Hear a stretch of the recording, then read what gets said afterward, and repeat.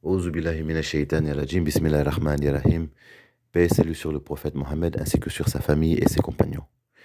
Aujourd'hui, nous allons parler de l'objectif suprême à rechercher par tous les disciples, l'objectif suprême pour tous les disciples et d'un point de vue général pour tous les humains, qui est,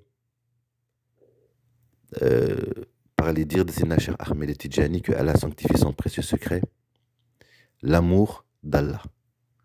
Donc Sayyidina Cheikh Ahmed Tidjani dit dans le Jawahirul Ma'ani, que Allah soit satisfait de lui, Radiallahu ta'ala anhu, il dit l'objectif suprême est l'amour d'Allah. L'amour d'Allah est l'objectif suprême. Et lorsqu'on parle de l'amour d'Allah, on parle de l'amour dans ce qu'il y a de plus proche de son essence.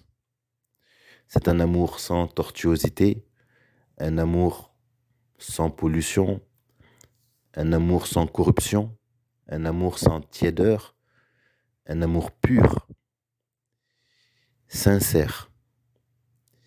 Et Sayyidina Cheikh Ahmed Tidjani, dans toute l'éducation Tidjani et l'éducation islamique dans un sens général, nous amène à cet amour-là. Et ce qui va différencier les uns des autres, c'est dans la pureté de cet amour. C'est dans l'intensité de cet amour. Et il y a plusieurs échelles d'évaluation que les gnostiques ont mis en place, parce que cet amour d'Allah ne passe pas sans l'amour du prophète Mohammed sallallahu alayhi wa sallam, et l'amour du prophète Mohammed sallallahu alayhi wa sallam aussi à plusieurs échelles, dont l'échelle la plus grande est l'amour de son entité, l'amour de son essence, et on parle de la réalité mohammedienne. Donc cet amour-là. Voilà, donc plus l'humain se rapproche, donc de par cet amour fécondant qui est l'amour du prophète Mohammed sallallahu alayhi wa sallam, plus il est en train de se rapprocher de Allah azza wa jal. Et les signes de rapprochement sont clairs. Les signes de rapprochement sont évidents. Et dans le Jawahirul Ma'ani, Sayyidina Cheikh Ahmed Tidjani radiallahu ta'ala anhu nous parle d'un désenchevêtrement des entités de l'univers. C'est-à-dire que lorsqu'on avance dans cet amour, on progresse aussi dans le monothéisme. Et les différentes créatures sont de moins en moins séparées les unes des autres, de moins en moins séparées de nous-mêmes. On tend vers cette unité qui n'est pas une unité mathématique, mais une unité transcendantale. Quand on dit la ilaha illallah, il faut voir plus loin que l'unité purement comptable, que Allah est un Dieu et qu'il n'y a pas d'autre Dieu parmi lui. En réalité, cette phrase est l'une des vérités les plus profondes qui puissent nous être apportées. La ilaha illallah, Muhammad Rasulullah. Donc, lorsque on se rapproche de Allah azza wa jal, le moteur de ce rapprochement, c'est l'amour. Voilà. Et tout ce qu'il y a comme règle émanant donc de la réalité mohammedienne, telle que ce que l'on connaît aujourd'hui comme la charia et la sunna, toutes les règles qui émanent sont des règles qui nous propulsent, nous aident, nous protègent, nous dirigent vers cet amour-là. Et il n'y a pas de soufisme sans charia. Il n'y a pas de soufisme sans les règles qui émanent de la charia et de la sunna. Voilà, tout est intrinsèquement,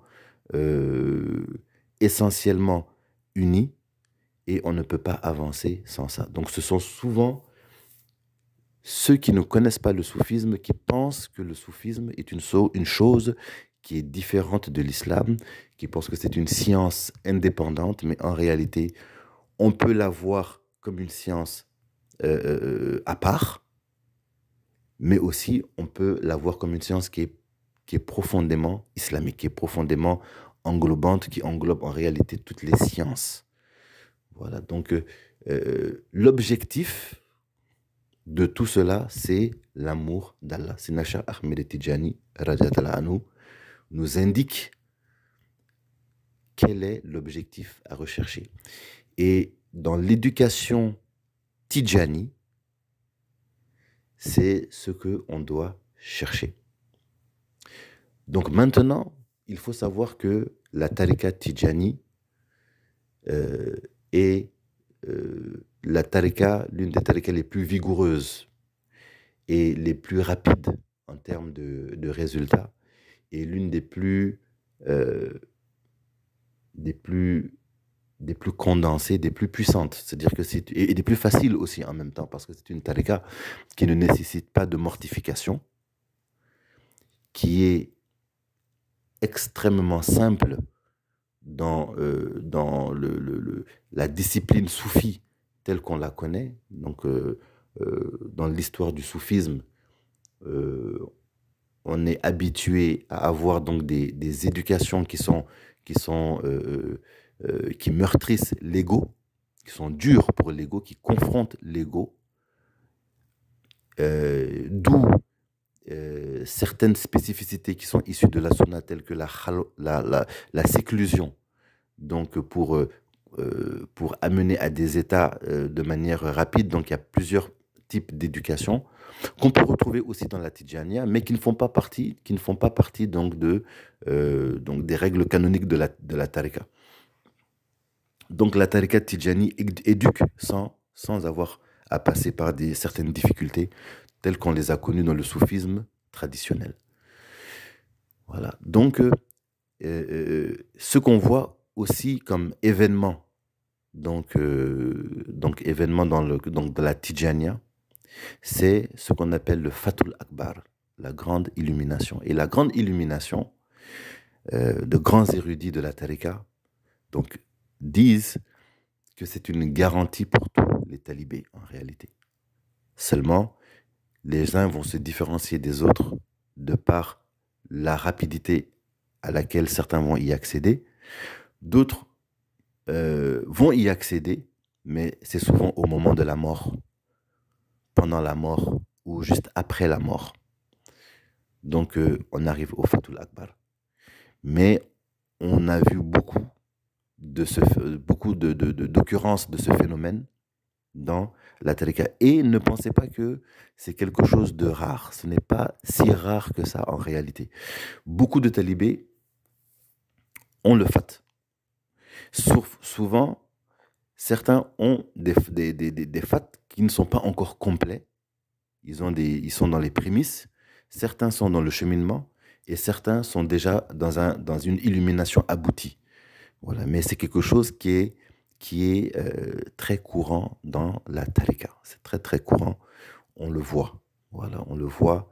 Et certains cas sont célèbres, certains cas sont très discrets. Parce que dans le Fatul Akbar, dans la grande illumination, il y a le phénomène de gestion des univers qu'on appelle le tasrif.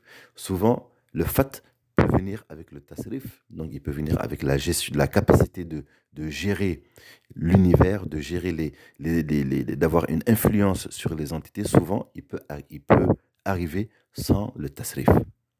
Voilà, donc sans cette capacité de gestion. Voilà. Un jour, j'ai posé la question à mon maître, le shérif Sidi Abderraouf Tidjani, et je lui ai demandé, est-ce que le Fatul Akbar, c'est quelque chose qui arrive comme ça d'un coup? C'est-à-dire que quelqu'un qui n'a aucun signe du Fatul Akbar, est-ce que ça vient d'un coup comme ça? Et il m'a dit que c'est quelque chose de progressif. En fait, ça vient par petits coups. Voilà, comme une forme comme des vagues, les vagues de la mer, ou comme une femme qui est en train d'enfanter, il y a des contractions, et ça vient comme ça par petits coups. Voilà, donc souvent, quelqu'un est en train de progresser dans le fat, et souvent, il sent donc les effets, souvent, il peut même ne pas le sentir. Et ça vient progressivement. Voilà. Mais souvent, quand ça vient dans des situations où, où le talibé n'est pas préparé. C'est-à-dire que ça peut venir dans des moments où il ne fait pas beaucoup de zikr, surérogatoire, ou des moments où il est plutôt dans des adorations où il n'est plus, il est un peu, c'est un peu, disons, le bon terme que je cherche, il n'est pas à fond, quoi. Il n'est pas à fond dans ses adorations. Ça peut arriver à des moments comme ça. Voilà. Donc le Fatul Akbar, c'est un phénomène qui arrive. Certains sont très avancés dedans, certains sont à certains niveaux. Voilà, donc ça dépend. Voilà. Et souvent, souvent le Mokaddam qui donne le wird n'est pas au courant de l'avancée du disciple qui a pris avec lui. Donc ça, c'est une preuve aussi que la tariqa Tijaniya n'est pas gérée et gérée uniquement par Sidna Cheikh Ahmed Tijani qui a un monopole absolu sur toutes les sur toutes les, les stations et les degrés spirituels des disciples. Voilà, souvent un muqaddam peut donner la tariqa à un disciple et dans la même journée, le disciple peut le dépasser. Les muqaddam n'ont pas n'ont, euh, n'ont pas de pouvoir, voilà, par rapport à ça. Et les muqaddam, bien entendu, ne sont pas du même niveau aussi.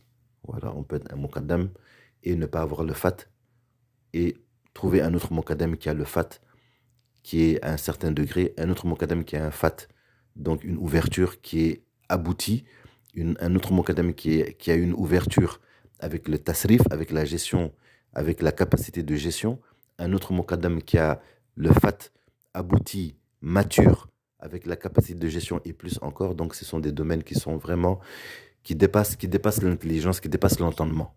Voilà, donc les talibés, vraiment, les talibés de chair, c'est quelque chose. Voilà, vraiment, dans la Tidjania, on voit des choses vraiment étonnantes, très très étonnantes. Voilà. Donc, vu que le Fatul Akbar est un événement spirituel de grande importance, on serait porté à croire que ce qu'on recherche dans la tariqa, c'est le Fatul Akbar. Voilà. Et que tant qu'on n'a pas le Fatul Akbar, ça veut dire qu'on n'est pas encore arrivé. Voilà. En réalité, les choses ne marchent pas de cette manière-là.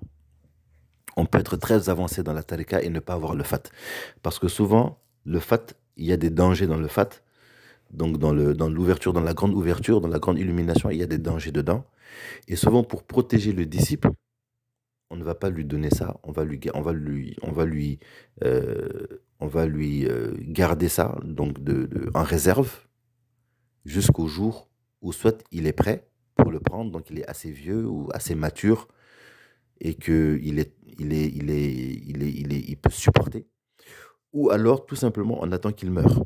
Voilà, donc c'est au moment de la mort, on lui donne ça. Voilà, souvent c'est ce qui arrive aussi. Souvent on donne le fat aux disciples au moment de la mort. Donc le fait d'avoir le fat ou de ne pas avoir le fat n'est pas aussi un indice de station, de haute station dans la Tidjania. Quelqu'un peut être très avancé dans la Tidjania et ne pas avoir le fat.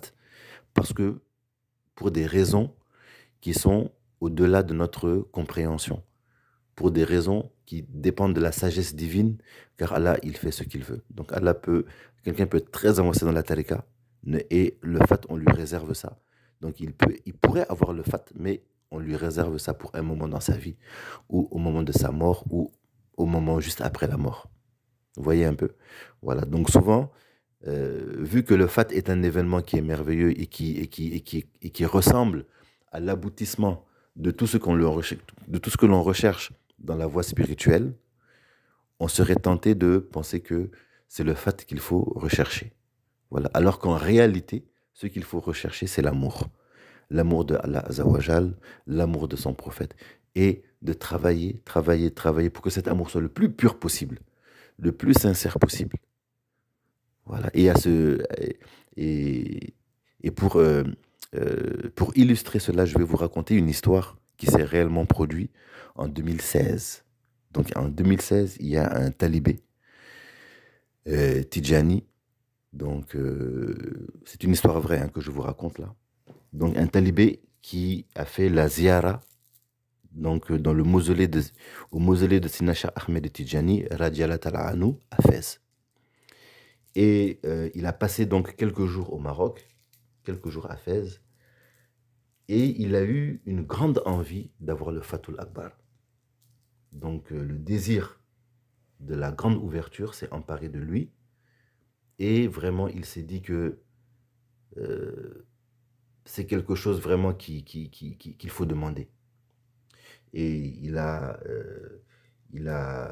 était très motivé pour demander donc le Fatul Akbar. Donc qu'est-ce qu'il a fait, le talibé? Il est descendu donc dans la Zawiya de Sina Cheikh Ahmed Tijani, avec tout le adab possible, saluer tout le monde, et il s'est mis devant le tombeau de Sina Cheikh Ahmed Tijani.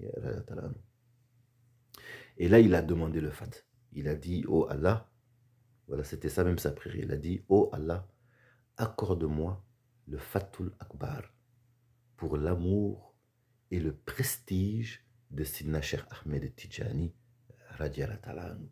Et pendant qu'il faisait cette invocation, il avait les yeux sur le mausolée de Sidna Cheikh Ahmed Tijani. Donc c'était une invocation qu'il a fait avec toute sa force, avec toute sa sincérité. Il a regardé le mausolée et il a répété 3 fois, oh Allah Azawajal, je t'en prie, accorde-moi le Fatul Akbar pour l'honneur, pour l'amour, l'honneur et le prestige de Sidna Cheikh Ahmed Tijani radiallahu ta'ala. Oh Allah, accorde-moi le Fatul Akbar pour l'honneur et le prestige de Sidna Cheikh Ahmed Tijani radiallahu ta'ala. Oh Allah, accorde-moi le Fatul Akbar pour l'honneur et le prestige de Sidna Cheikh Ahmed Tijani. Tout en regardant le tombeau, il a fait Salatul Fatihi. Amin. Et il avait le cœur apaisé, tranquille et confiant que son invocation a été entendue, que sa demande a été entendue. Le soir même de la journée où il a fait cette invocation, la nuit même, il a fait un rêve.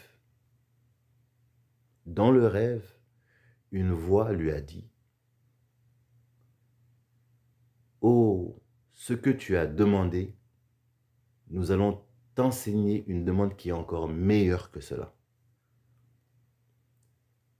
Donc, au lieu de demander le Fatul Akbar, donc la voix dans le rêve lui dit, « Demande plutôt, ô Allah, accorde-moi une haute détermination à la ressemblance de Sidna Cheikh Ahmed Tijani, radiallahu anhu, ainsi qu'un culte pur. » Subhanallah. Donc, il a eu la réponse à cette invocation et au lieu de lui donner le Fatul, lui donner le Fatul Akbar, on lui a enseigné quelque chose qui était plus grand encore. On lui a dit, au lieu de demander ça, il y a quelque chose de mieux que cette demande-là. Demande plutôt à avoir une haute détermination à la ressemblance de Sidna Cheikh Ahmed Tijani, radiallahu ta'ala anhu, et un culte pur. Voilà ce qu'il faut demander. C'est plus fort que le Fatul Akbar. Et dans le rêve, il voit ensuite Sidna Cheikh Ahmed Tijani, radiallahu anhu, qui l'invite à manger chez lui. Donc, comme vraiment un invité de quelqu'un qui est très aimé par Sidna Cheikh Ahmed Tijani. Et Cheikh, dans le rêve, radiallahu anhu, l'invite à manger chez lui. Alors, notre disciple se réveille avec cette information et ce rêve extrêmement frais dans son cœur, dans sa tête, dans ses souvenirs, dont tout est clair. Et il se dit, subhanallah, Sidna Cheikh m'a éduqué aujourd'hui.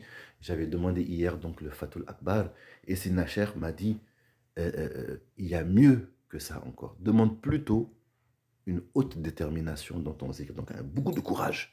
Demande le courage, une haute détermination et un culte pur. Et ensuite, j'ai vu Sidna Cheikh Ahmed Tijani qui m'a invité à manger. Waouh, quel beau rêve. Et il a corrigé donc son désir qui était porté sur le Fatul Akbar. Et maintenant, il a redirigé son désir vers le fait d'avoir une haute détermination et un culte pur. Et dans la même journée, il y a un petit-fils de Sina Cheikh Ahmed Tidjani qu'il a invité à manger chez lui. Subhanallah. Et là, le disciple s'est dit, voilà le signe de mon rêve, que mon rêve était véridique. Et c'est un rêve il y a le tampon de Sina Cheikh Ahmed Tidjani dessus. Voilà, sans que je demande quoi que ce soit, Masha'Allah, il y a un de ses petits-fils bénis, un de ses nobles petits-fils qui m'invite à manger chez lui. Masha'Allah, voilà l'exaucement de mon rêve. Donc vous voyez, donc voilà, je vous ai raconté cette histoire pour vous montrer que donc, dans l'éducation tidjane,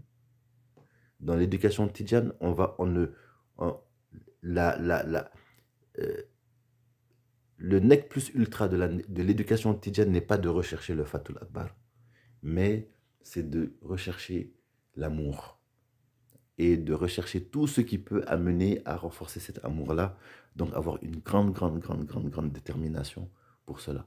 Et donc il faut donc demander cette détermination pour avoir beaucoup de courage, parce que croyez-moi, si vous voulez réciter 10 000 Salatul Fatih par jour, 12 000 Salatul Fatih, on a vu des chers qui récitaient quotidiennement plus de 20 000 Salatul Fatih, et ces chouyours sont arrivés à des états où ils voyaient le prophète Mohammed sallam à l'état de veille, et il y en a beaucoup dans la tariqa.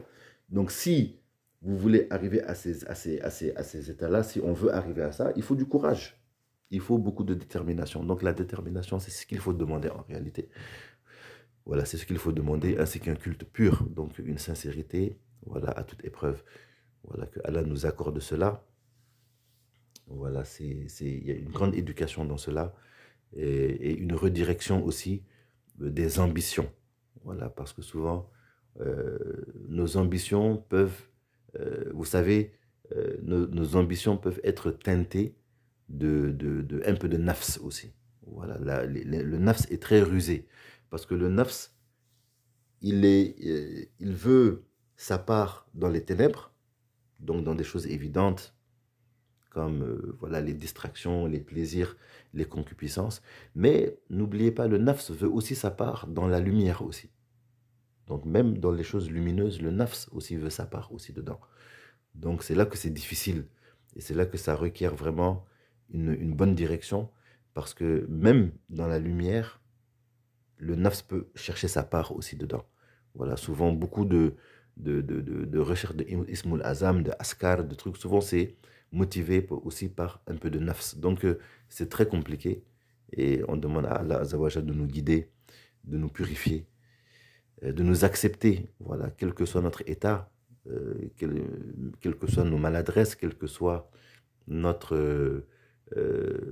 quels que soient nos manquements, que Allah nous accepte par sa pure faveur, par sa pure générosité, qu'il nous regarde avec un œil tendre, attendri, clément, doux, que Allah soit satisfait de nous, que Allah nous inspire des comportements, des actes, des paroles dans notre mobilité ou immobilité qui amènent à sa satisfaction, à la satisfaction du prophète Mohammed sallam, la satisfaction de Sina Cheikh Ahmed Tidjani, que Allah nous guide dans cela. Voilà, pour être un bon, un authentique disciple de Sina Cheikh Ahmed Tidjani. Un jour, je vais raconter encore une autre anecdote. Moi, j'étais au Sénégal un jour et je suivais un grand shérif du nom de Sidi Abderraouf Tidjani. Que Allah soit satisfait de lui, c'est mon maître et c'est celui aussi qui m'a donné mon takdim aussi. Et on est parti dans une mosquée au Sénégal, c'était à Dakar. On est parti dans une grande mosquée et l'imam de la mosquée, c'était un grand muqaddam aussi, c'était un grand muqaddam de la tariqa. Je ne me souviens plus de son nom, mais voilà, ce n'est pas important dans le cadre donc, de l'anecdote de ce que je vais dire. Ce qui est plus important, vous allez voir, ça va suivre. Donc, ce grand muqaddam, que Allah soit satisfait de lui, après la prière du vendredi, nous avait invités à manger. Et donc le shérif était très très content de l'accueil, le repas était très bon, on a bien causé, il y avait du thé, vraiment c'était un on a passé un excellent moment. Et le shérif était dans a eu l'inspiration de demander donc à notre hôte de demander ce qu'il voulait. Il allait prier pour lui pour que Allah exauce son vœu. Qu'est-ce que notre hôte, qui est un grand imam au Sénégal, à Dakar, un grand imam, un grand muqaddam aussi, qu'est-ce qu'il veut, qu'est-ce qu'il peut demander? Et l'imam, ça s'est fait devant moi, il s'est mis à genoux et il a demandé, Wallahi, le plus grand désir que j'ai dans mon cœur là, et je veux que vous priez pour moi. Ce que je veux, c'est que je veux mourir comme un talibé de Sidna Cheikh Ahmed Tijani. Je ne veux rien d'autre. Je veux être un talibé, un vrai talibé, un sincère, authentique talibé de Sidna Cheikh Ahmed Tijani. C'est ça que je demande, je veux mourir comme ça. Voilà. Donc ça m'avait beaucoup marqué parce que c'était tout un enseignement aussi. Voilà, c'était tout un enseignement. C'est-à-dire que la tariqa, ce n'est pas non plus une course au ijaza, mais c'est une course à la sincérité. C'est une course à la sincérité. Et les plus sincères ont une belle longueur d'avance. Voilà, ont une belle longueur d'avance. Donc Allah Azzawajal nous compte parmi eux et que Sidna Cheikh Ahmed Tijani soit satisfait de nous par la grâce de Allah Azzawajal, que le prophète Mohammed soit satisfait de nous, que Allah Azzawajal soit satisfait de nous, que Allah nous pardonne, que Dieu nous guide et qu'il nous accepte, quel que soit notre état, que Allah nous accepte.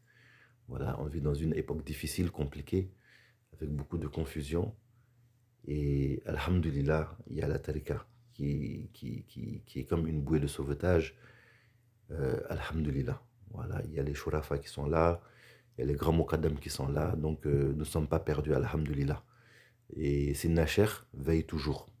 Voilà, la tariqa elle est gérée. Voilà, Sidna Cheikh est aux aguets toujours. Donc on prie pour que Dieu nous facilite. Voilà. Merci beaucoup pour votre écoute. Abonnez-vous si vous n'êtes pas abonné. Si vous avez des questions, ça me fait plaisir de lire vos commentaires dans les, voilà, en bas de la description. Et on se retrouve très très prochainement pour d'autres enseignements, Inch'Allah. Allahumma salli ala Sayyidina Muhammadin al-Fatihi lima ughliqa wal khatimi lima sabaqa nasiril haqq bil haqq wal hadi ila siratika al-mustaqim wa ala alihi haqqa qadrihi wa miqdarihi al-azim. Subhana rabbika rabbil izzati amma yasifun wa salamun ala al-mursalin walhamdulillahi rabbil alamin.